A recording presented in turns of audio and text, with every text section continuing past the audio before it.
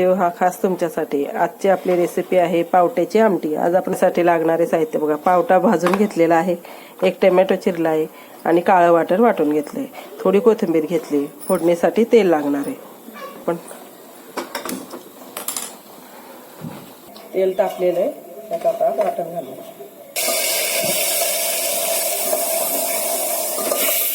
वाटणामध्ये घातले खोबरं, कांदा, लसूण, आलं, कोथिंबीर। यात घालायचे आपले बेसिक मसाले, लाल तिखट, किचन किंग मसाला, थोडा गोडा मसाला आणि हळद। आता हे छान परतून घ्यायचं, त्यात थोडं घालायचं। आता साईडने तेल सुटायला लागले, मसाला आता यात घालायचा। आपण घालूया पावटा।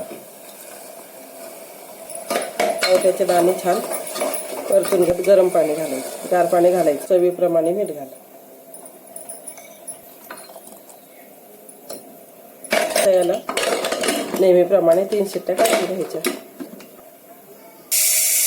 तयार आहे पावट्याची आमटी। किती छान झाली आहे बघा, कलरही खूप सुरेख आलेला। करून बघा, भातासोबत, चपातीसोबत, कशासोबतही खा, एक नंबर लागते। करा आणि खाऊन बघा आणि मला कमेंट करून नक्की सांगा। थोडी कोथिंबीर घालूया।